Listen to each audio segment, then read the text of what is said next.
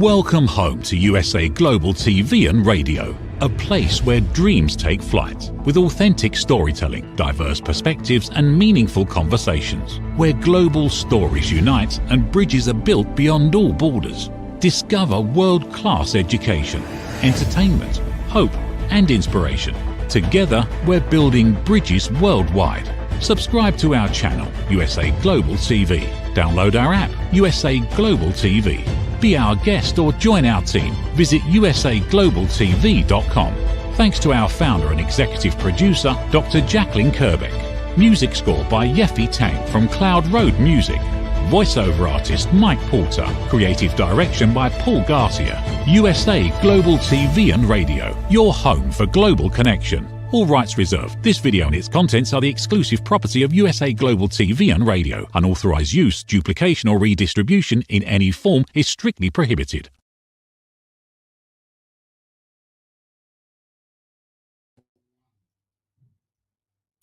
Good morning, good afternoon, good evening, and welcome home to USA Global TV and Radio, where today's show is Authentic Achievements. And before I introduce my guest and bring him out, I want to take just a moment to share with you some exciting news in my world and my little girls, which is our new book, Always With You, is launching tomorrow. We're super excited and just had a lovely moment when I was chatting with Dr. Jacqueline to realise that actually it's available now for pre-order in both Amazon, Waterstones and Barnes & Noble. And we have been so grateful for all the support so far. It's a story designed to help any little ones that are dealing with loss or trauma or change to understand that love doesn't leave us, it just changes shape. And we're really hopeful that it will help as many little hearts as possible. But enough about me. And what we now would like to go into is actually our guest for the show. I'm super excited to be joined again by the fabulous Stephen Gaffney. But before we bring him out, let me tell you a little bit more about him. So Stephen Gaffney is the trusted advisor to organisations that are number one or number two in their industries, and to the leaders who are determined to get there. As CEO of Stephen Gaffney Company, he's worked with top tier clients like Amazon, Lockheed Martin, and the US military to build consistently high achieving teams, known as CHAT. He's known for getting the unsaid said. Stephen simplifies complexity and equips leaders with practical tools that drive breakthrough results. He's the author of Unconditional Power, A Cancer Survivor, and The Expert Leader's Call When the High Achievement is Non-Negotiable. Without further ado, Stephen, welcome. Thank you for having me, and congratulations on the launch of your book. That's so exciting. Always With You. I love that. Oh, bless you. Thank you. Yeah, that's so kind. I'm still in a bit of a pinch me moment, Steve, because it wasn't ever designed to be a book. It was a story I wrote for my daughter, and it was Really? only ever supposed to go to my daughter. And then her counsellor read it and said, you should really try and get this published because this could help so many other little people dealing with grief. And so I sent it off. I only wrote it in May of this year, sent it off and was very, very lucky to be given 3 publishing contracts, and picked one of them, and it launches tomorrow. And I still pinch myself on that. How did that happen? That's great. And I can't think of another book like that. And I'm going to get that. So actually, congratulations. Bless you. Thank you. So kind. And I'd love to hear your feedback on it afterwards, because it's as I say, it wasn't supposed to be a book, but I've had lovely feedback so far. And hopefully if it helps just one child, then it's worth doing, isn't it? I'm sure it's going to help thousands. So congratulations. Oh, bless you. Thank you. But this is about you and building high achieving teams. And I know when we chatted on my podcast, you're packed full of insight and actionable advice, which is amazing, because very often we have conversations and we are inspired by them, but we don't really know how to put them into practice, do we? How do we take that, oh, that's a great idea, and go, and actually now how do I live that? So could you bring to life a little bit more about your journey so far, and then we'll get into the building the high achieving teams? I can, but I just wanted to connect real quickly. So Always With You, your book, and Yes. that I see that type of issues also with teams as a whole. Yeah. You've experienced this where people get together and their issues look like with other people, but so often it's unsettling issues that we have with ourselves and in the past that we bring to that team and sometimes project on others. And so I've coached people that are actually seeing ghosts. What I mean by, let's say they had their trust broken in the past. Yeah. So they're so worried about that trust being broken again, they actually make issues that really aren't those issues. For example, have you ever had a situation where somebody asks you this situation, can't you believe what that person said? I can't believe that. And they replay what that person said, and you're like, that's not really that bad. You're reading into that. And so I say this because what I've learned is awareness is so critical. And that actually ties into even my journey. My journey is a lot of the work I do and teach as a result of learning for myself first, whether it's resolving issues, whether it's working with others, and all of that. I tested the strategies on myself because I needed it. And then I learned that it could be used with other people. So I congratulate you on your book. It's such an important concept and point, and actually it applies to every human being. And I see how that applies to teams as well. Oh, bless you. Thank you. And it's so true. Very often we're, I do a lot of work on conflict resolution, and what I find, and I think it resonates with what you've just said, is that both parties are stood there going, "You're not listening to me," and actually, you're not hearing each other. You're so busy trying to get your message across that you're not listening to the other person. And actually, if you were able to, you'd realise that actually you're both violently agreeing. You're just using different words, and you're misunderstanding what each other's doing. But and I love that, and we've just chatted about this before, that you've tested all of your theories out on yourself, and you've recognized that actually you need that work too. Because a lot of mine has come from working on me, realizing what I needed to change, the bit of me that I was projecting into situations, because the emotional brain responds 24 times faster than the thinking brain.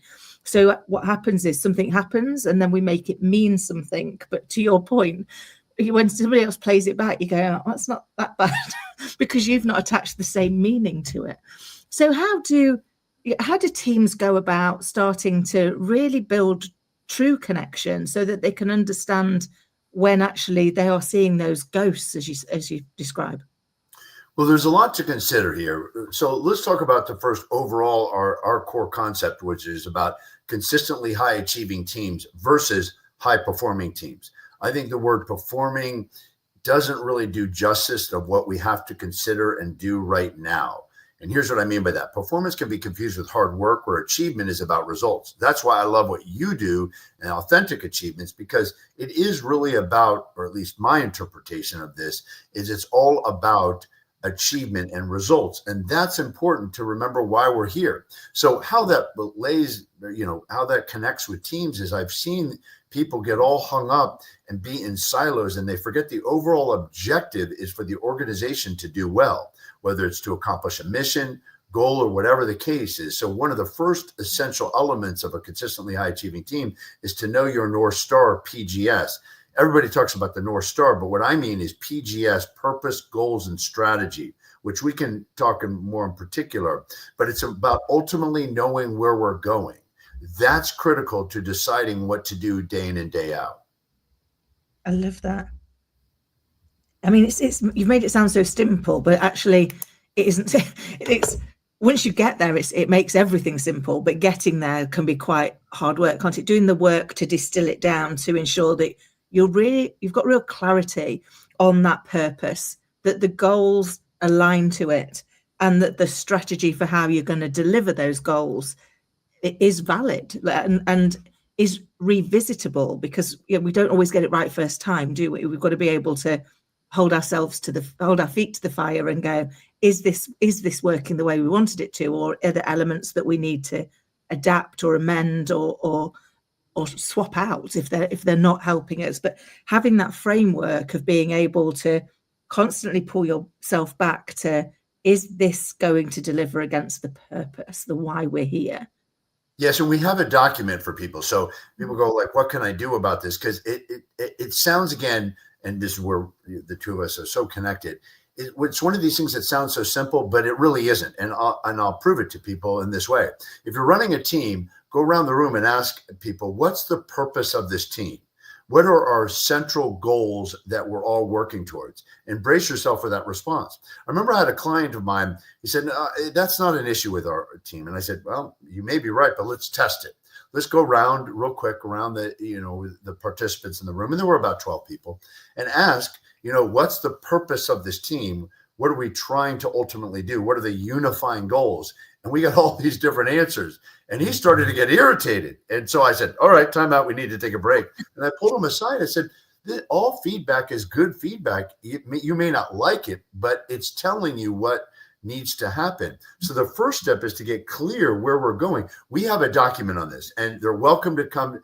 They can go to justbehonest.com, stephengaffney.com. It all will point to the same website. Go to the contact information and mention the show, and we'll send you the document of what you can circulate with your team and work on this, because there's a lot even more to unpack here, but it's ultimately about really being clear what we're doing. And I wouldn't assume that people are not clear, because I would say, having done this work for almost 30 years, I'm going to ballpark this. I would say 90% of the teams I've worked with, when we really dig deep, are not crystal clear of ultimately where they're going. Yeah. Oh, that's amazing. And it is a fabulous resource. So everybody listening, watching, honestly, take Stephen up on it, because you will be really glad that you did. It is so insightful. And you're right. We often assume that because we've told people that they've understood it. And, it always reminds me a little bit of playing Pictionary with my best friend. If I don't get it first time, she underlines it. And I'm like, no, you need to draw me something else. No, I don't understand it. And so, I've often said it in organizations, just because we keep saying it doesn't mean to say people are understanding it. We actually need to hear it back from them. Yes. To have them tell us what they think the purpose is, so that we can be clear. And it even ties into what you said earlier around conflict, because to your point, it's so fascinating how people really don't listen and really seek that feedback. And a great example of this is, take two people who are arguing, pull them both aside and say, do you feel like the other person's listening? And 100% of the time, they'll say no. And so people say, what do you do first? Well, the first step is to listen to them first, deeply listen to them, which we can talk about more, but in essence, about really getting where they're at. And one of the essential elements of a consistently high achieving team, another one of the 12, is to be them. And be them doesn't mean that we agree with them. It means understanding them so well we can actually be them, play them in a movie, represent them if we were a lawyer.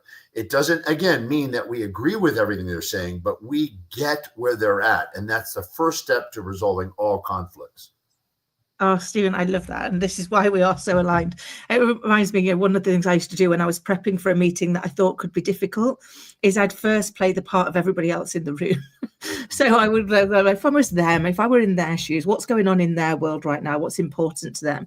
And how might what I've got to do land with those parts, just so that you had got better answers when you were in that space. But really putting yourself in that other person's shoes, suspending what you need for a moment is invaluable, isn't it? Because very often when we do that, we find a way to collaborate in a way that we wouldn't have been able to do before. But you've talked about deep listening, and I know it's something that you are expert at. How do you truly deep listen? So a really good way to do this is to ask a person on a scale from 1 to 10, how are we doing? How are we working together? How am I supporting you? Whatever area we want to look at. Say on a scale from 1 to 10, how are we doing on this, or how am I doing on this with you? And then when they give us a number, and sometimes people feel uncomfortable and they might say, oh, you're an 8 or a 9, and even though we know that it's not the case, then you could say, well, what would it take to make it a 15? But at least if they give you a number lower than, I'd say, 8, say to them, what would it take to make it a 10? So it would go, on a scale from 1 to 10, how well are we working together? How well is our relationship? How well are we collaborating? And then whenever they give you the number, say first, what would it take to make it a 10? And then if they give you that exceptionally high number, what would it take to make it a 15? Yeah. And then really listen. And here's the thing I found about listening. As soon as somebody says something that we don't agree with or is factually wrong, we have this compelled we almost feel compelled to correct them in the moment. What I coach people to do is take a note and don't respond. Let them talk it all the way out. And then when they're done, repeat back what you're hearing them say. I don't mean word for word, but in essence, and then prove to them, I really get where you're coming from, which we can demonstrate. And then look at what they're saying and then start to deal with those issues. The reason why I say this is I've also found by working in the Intel area and with security and whatnot, that generally speaking, whatever somebody first tells you is the issue is almost never the real issue. So if we respond or debate with them, as soon as we don't like something, they're going to shut down. That's why we need to deeply listen to them in such a way as we really get what's going on. I'll say one more thing about this, and I know I'm going on about this, but I'm so passionate about it. Where people say, I can't, have you ever experienced where you seemingly can't make somebody happy? Like they'll say to you, I'd be happy if you do this. I'll be happy if you do that. And then you try to jump through hoops and do all these things, and they're seemingly still not happy. And so sometimes we might think to ourselves, you know what? I can't seem to make this person happy. I would contend that we haven't found out what would really make them happy. And that's why to deeply listen to them first and be them. Wow, I love that. And so I'm just smiling because I definitely get the jump through hoops. But what I really liked was that kind of like, give them the chance to play it all out, and take that moment, like you said, write a note and come back to it. I think, it reminds me of was it called the 5 why theory, that says the first answer you get isn't going to be the correct answer. It's going to be the one that they think you're most likely to accept. And actually, when you get to you keep going, okay, so why is that interesting? How's that important to you? What would that give you if you got there? That by the time you get to the 5th layer, you actually get to the crux of what's really going on, the real problem. But like you say, it's giving them the space to talk all of that piece out. And I guess it's having the strength of mind to not need to immediately put your point across. And that really are. It is, because as you say, we've almost all been brought up with this. Well, no, that's just wrong. So we need to tell you it's wrong because we need to stop you where you are. And I keep trying to say to my little girl, ask yourself the question first. What value is there going to be to me or to the other person of proving that they're wrong and you're right? Because if there's no value, there's no point. It reminds me in life how often you hear, do you want to be right or do you want to be happy? Yeah. So often people are arguing, it's like, who cares? I'll just kind of share this kind of comical story. There's a friend of mine that does this wine tasting and contest or whatever. I don't know much about wine, but I love participating because there's a lot of friends or whatever. So anyway, a good friend of mine, he helped his girlfriend at the time. And anyway, she won the contest. And so she won. She was really excited. And he turns to her and say, well, that was great because I was so glad to help you. And you can feel the air coming out of the balloon. It's like, and the music going, whap, whap, whap. The reason why is he just stole her thunder. He didn't mean it that way, of course. He was like, oh, I'm glad we were able to work together. But the way it came across was, I helped you. And so it just reminds me how often people want to or be right. And really it's about helping the other person, but also not necessarily taking credit. And on a more kind of work-related situation, I always say to people, look, a job of a leader is to make others heroes. You make other people heroes. You got a rough idea, craft it, alter it. If you get a rough idea from other people, craft it, alter it, do something with it, and make it great. But then give the other person credit. Make other people the hero. Oh, I love that. And sorry, I was still smiling at the story because we can so easily do that, can't we? We do something really well and we make somebody feel really great, and then we take it all away with careless thought around how we're sharing it. And I love the whole piece around making other people heroes. For me, I've always been a big believer that any success that we have is as a result of the team. It's a result of all of us, not as a result of anything that I do. I mean, I hope I play my part in the team, because if not, we've got a problem. But actually, the team is, it's about all of us. It's about everything that we do.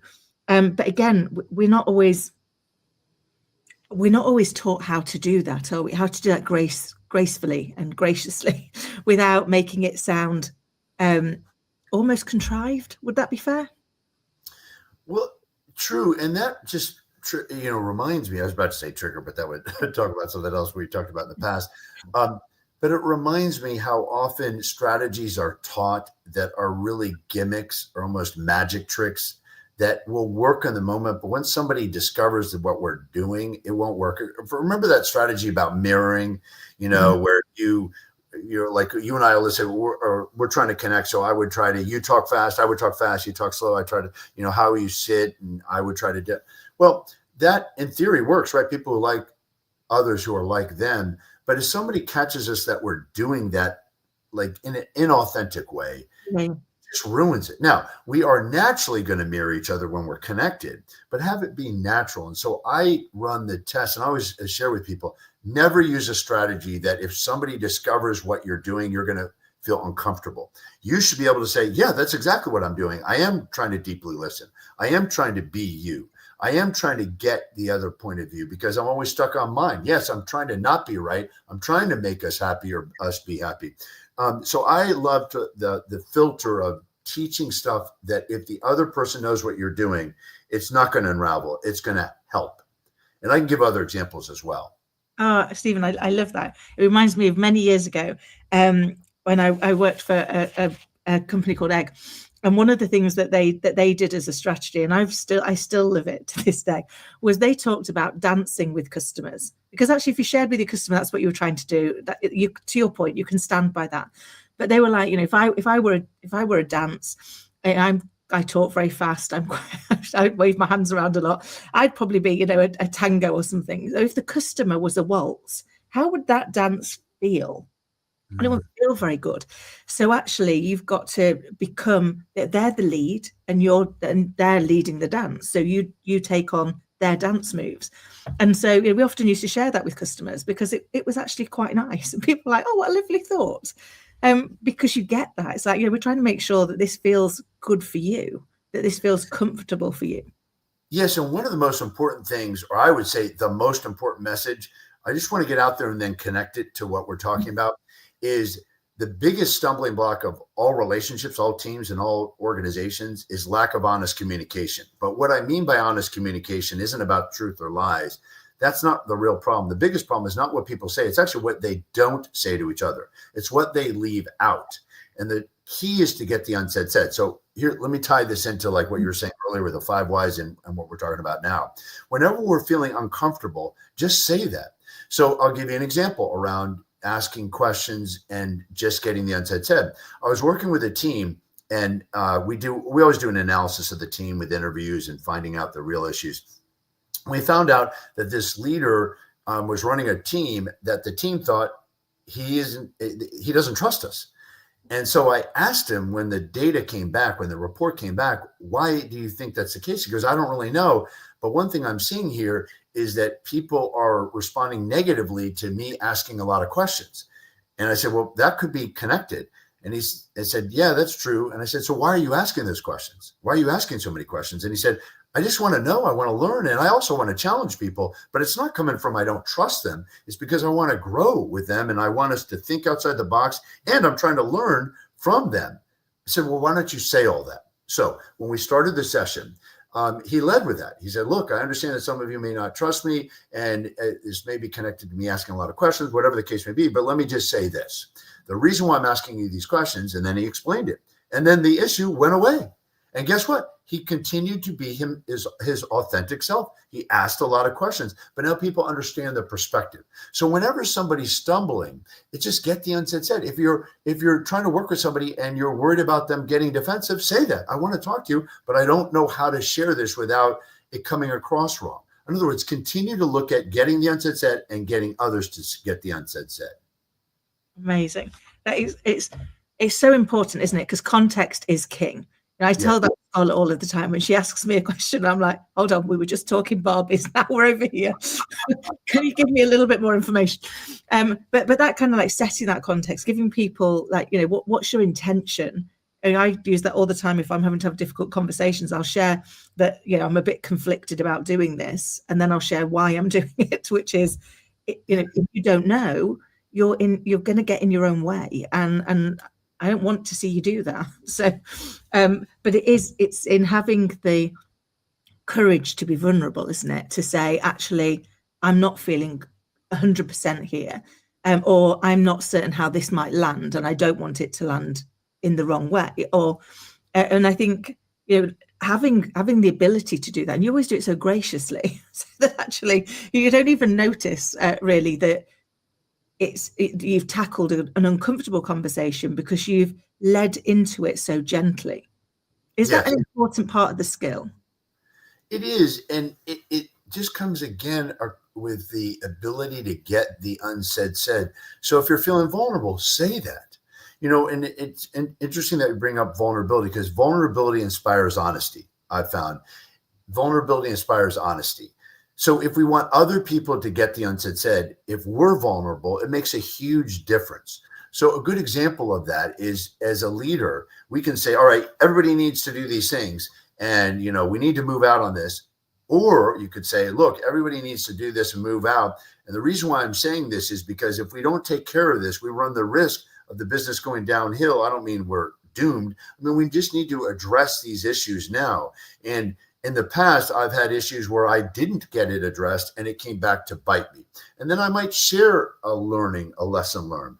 I often have worked with leaders who are so great, but they've lacked the ability or desire or realization about sharing how they have screwed up in the past and what they learned. So that's so important if we want other people to be more vulnerable. And I'll say to leaders, you don't realize how intimidating you are, and just by your position. So people think, oh, you got it all figured out, versus we've all gone through such big challenges. So, for example, in the book, Unconditional Power, my latest book, I share a lot of things that I've messed up, because that's how I've learned a lot of these strategies. But here's my point. Vulnerability inspires honesty. So how are we being vulnerable? I love that. It's so true, because we don't often share our mistakes, do we? Because we're kind of like, there's still that little bit of embarrassment that we made them in the first place, because now we've made them and we've learned from them, we know what not to do next time. So there is that bit, but actually our mistakes are our greatest lessons, and therefore they can be really great lessons as well for our people. And to your point, once we share that it hasn't always gone swimmingly, that we've made, I've made some pretty big disastrous whoppers in my time. I'll be honest, Stephen. I've got one particular one that I still call the Valentine's Day Massacre. I mean, nothing actually happened, nobody got hurt, but we were putting in a system, and I was in charge of it for the branch of the bank I was in, and I'd done all of my bit, and the project team had done all of their bit, but we'd not checked that the two bits worked. So they didn't. And therefore, we managed to wipe out the entire banking system for 4 hours while we got it fixed. Pretty big. It was a pretty big disaster. But it didn't lose me my job. You could grow from it. You could understand it. People were very accepting. And I learned a lot about what you need to check in projects moving forward. I was a young team leader. But I share that with people often, when I'm leading teams, to go, like, it's never the mistake that defines us. It's what we do with the mistake that defines us. And often it's just, all mistakes are just more data. They're data we don't enjoy. They are data that allows us to make a different decision. Would you say that's fair? Absolutely. In fact, another one of the 12 essential elements is the frozen principle, the ability to let it go. But letting it go doesn't mean we forget and we don't take the lessons learned. It actually means we grow from those lessons learned. It's like people who say, oh, fail fast. Well, it's fail fast and learn fast. And we grow. We all make mistakes. The question is, what do we do about it? I love watching a lot of Netflix shows. And I was watching a show recently, and there's a great line in there is, why do we have pencils? And that's because people make mistakes. We all make mistakes. The key is fail fast, learn fast. I love that. So it's so true. We do all make mistakes, don't we?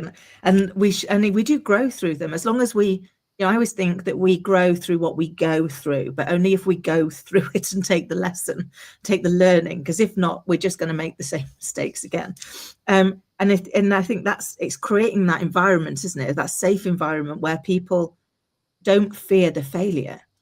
Yes. It doesn't say you're wanting to encourage failure. It's not like, let's all go out and see how many times we can fail.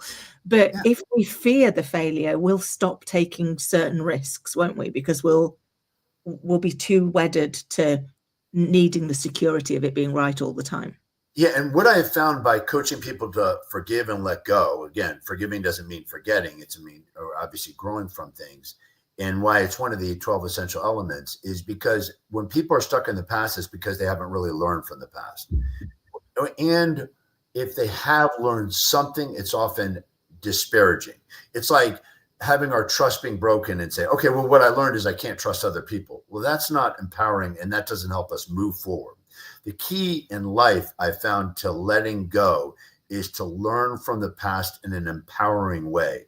And again, if they want something on this, there's a document we can send to them about how to forgive and actually grow from that. There's a 7-step methodology. It's out of another book, but I'll send it to them for free. Again, all they have to do is go to Just Be Honest and mention the show, and we'll send them that, as well as even the document about how to get the unsaid said. Amazing. They will be such invaluable resources, because I think with these things, we've all got an experience of when we were uncomfortable, when we'd got something that we hadn't said. And whilst we really wanted to say it, we didn't know how to. and so it went unsaid. And then all that does is build frustration, doesn't it? Because every time it goes unsaid, there's a layer of frustration that goes, why don't they know? Yes. You've not told them. You've not told them. They can't possibly know. But that loop in the brain doesn't link that piece in, does it? It doesn't link in the fact you've not shared it with them. You just expect them to pick it up by osmosis. And I think there's the challenge is actually being able to hold yourself to that same level, to make sure that you are always making sure that the unsaid is said, because it's the unsaid that is driving what's really going on in our worlds, whether we are willing to acknowledge it or not. And so our world isn't going to change until we make it said, so that it's out in the open then, and people can deal with how we overcome it, how we resolve it, because everything's overcomable, isn't it? It is. And the first step is awareness. Second step is we got to get the unsaid said. And so people might say, well, how do you get others to get the unsaid said? And one of them is to make people feel emotionally safe, which I think is an upgrade from psychological safety, which we can talk about. But in essence, here's what a great example of what I mean by this. Have you ever had somebody say to you, I'd love feedback, and you can say anything to me. And so you give them some critical feedback that you're trying to help them, and they get defensive. They flip out on you. Next time they ask you for feedback, what are you thinking? I'm not going there. It's interesting how people train and condition people to lie to them by their reaction. So if people are listening right now, watching show, obviously, and they're saying, oh my gosh, I can do that. What do I do? Well, go apologize. Because here's the thing. If we create an unsafe environment, people will shut down. And even if we're leading a team and we are good at making people feel safe, the question is, are you managing the team dynamics so other people don't overly react and cause other people to shut down? It's all about creating that emotional safety, which is an upgrade from psychological safety. I really like that. Yeah, because I think sometimes we get these, I like psychological safety, which is important, but we bandy everything into it. And you're right, how we accept the feedback when we're given it is going to drive what level of feedback we get in the future. Because I remember many years ago working for one organization, and it wasn't until things went horribly wrong that people were like, oh, you really are like this all of the time. And I was like, yeah. Kind of, this is me. And they said, well, kind of, we just thought, well, you're always so, like, you're so kind and caring, even though you hold people to account, and we had to drive performance. I ran commercial teams for 20 years. They said, but you do it with such kindness and such empathy and such listening.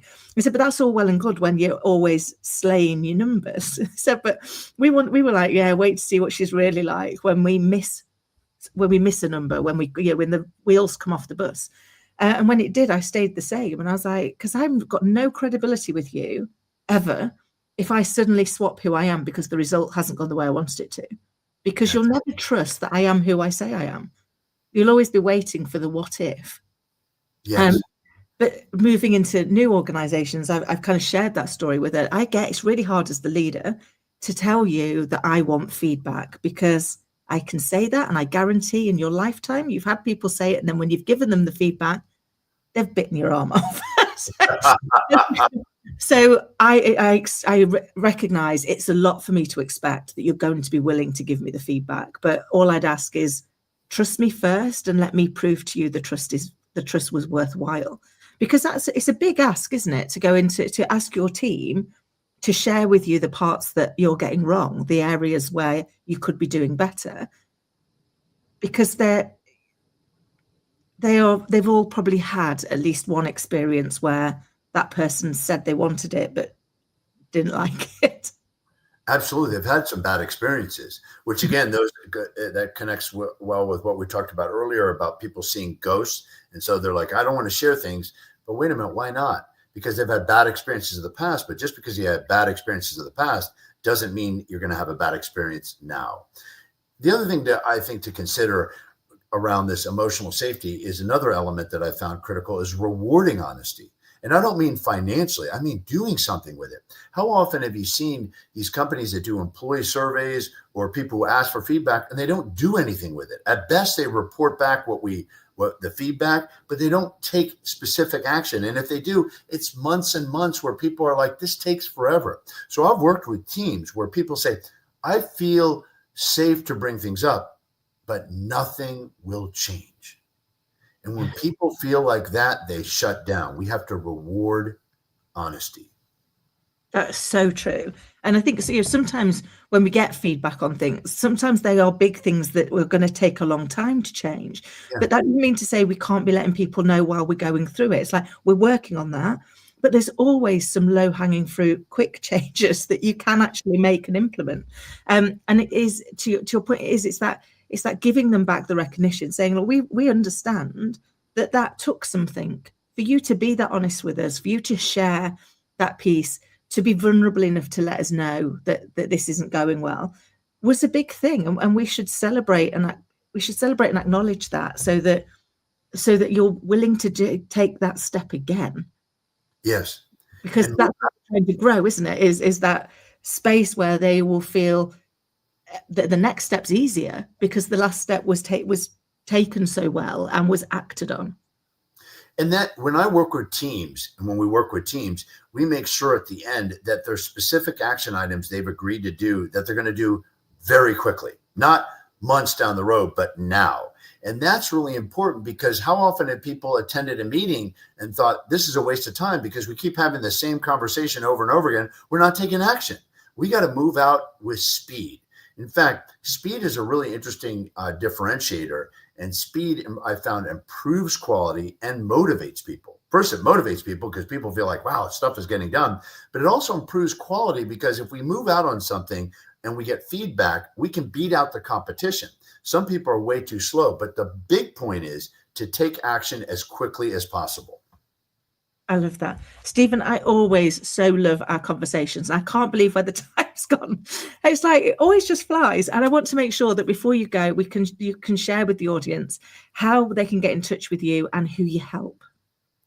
Great, thank you. So if they go to justbehonest or stephengaffney.com, goes to the same place, mention the show. We'll send them all those documents I mentioned earlier.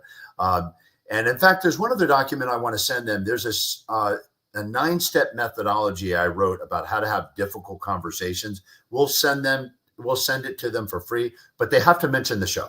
So if they mention the show and they mention these documents that they want, we'll send this to them for free. So if they go to justbehonest.com, and who we work with are any organizations that have teams. And in fact, now we have an online system called the Team Achievement Accelerator. It's called the Team Achievement Accelerator. If they go to teamachievement Online, Team Achievement Online. They're actually, all these strategies are online and accessible to everyone in the world, aside from whether they work with us directly for an in-person session. So if they go to teamachievementonline.com, it'll take them right to there. But if they forget all that, they could just go to Just Be Honest. And if they just want a conversation, we'll help them in any way possible. Bless you. Stephen, it has been a delight, as it always is. I can't tell you how much I appreciate your time, your insight, and just the conversation is always such a joy. I'm looking forward to next time, but thank you for joining me. Thank you. And thank you for having me on the show. And I so love your questions. They really get to the heart of the matter. So thank you for allowing me to be on this. And most importantly, congratulations on your book. Bless you. Thank you so much. I look forward to our next conversation, Stephen. And to everybody listening and watching, I hope you found today's episode to be as insightful and inspiring as I have. And until next time, take care. Meet Lady Ella, a special ladybug who is trained by Grand Beetle on how to listen at an elevated level.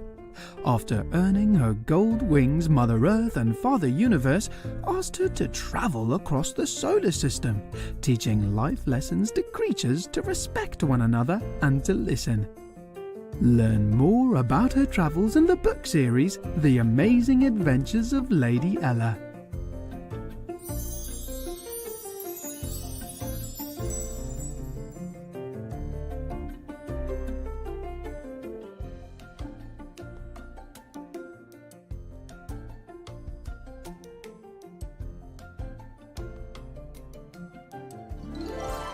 The Amazing Adventures of Lady Ella, the Listening Mentor.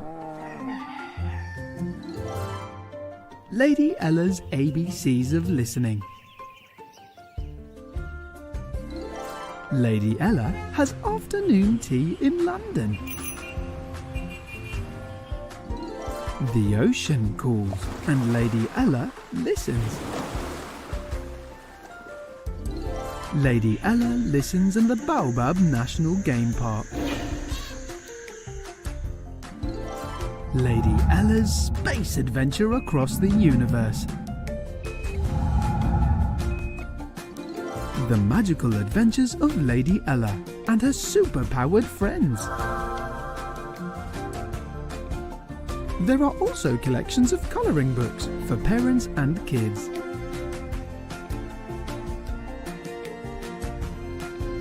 Providing world-class education, entertainment, hope and inspiration. Join our team of elevated listeners to teach children elevated listening skills. Lady Ella would like to teach you and your family how to listen at an elevated level. If you're interested in learning life lessons as well as how to communicate more effectively as a family, go to Amazon and order Lady Ella's books. They're all there just waiting for you. Is it true? Is it kind? Is it necessary? In a world quick to judge, one book dares to reveal the hidden cost of silence. Discover Holy but Harmful, The Silent Sin of Judgment, How Hidden Judgments Destroy Relationships and Damage Lives by Dr. Jacqueline Kerbeck.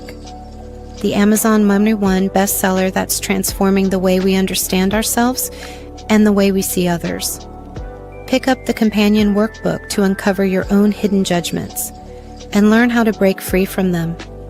Available now on Amazon and at fine bookstores worldwide. Thank you, viewers and listeners of USA Global TV and Radio, for joining us today. We're honoured to have your time and attention as part of our global community. At USA Global TV and Radio, we believe in the power of authentic conversations, meaningful connections, and creating a world of possibilities together. Want to be part of something bigger? Join our team of elevated listeners at usaglobaltv.com, a space where your voice matters and your ability to listen transforms relationships. Stay connected with us across all our platforms for thought-provoking discussions, expert insights, and empowering stories. Subscribe to our channels at youtube.com/c/USA Global TV. follow us on social media and explore the endless opportunities we're creating for growth, learning and inspiration. Together, we're not just broadcasting, we're building bridges and changing lives one conversation at a time. For inquiries, contact us at info@usaglobaltv.com. Music by Johnny Dies. Produced by Executive Producer and Director Dr. Jacqueline Kerbeck. Voiceover by Mike Porter. Creative Direction by Paul Garcia. All rights reserved. Copyright 2025. Visit usaglobaltv.com to view our full terms and conditions.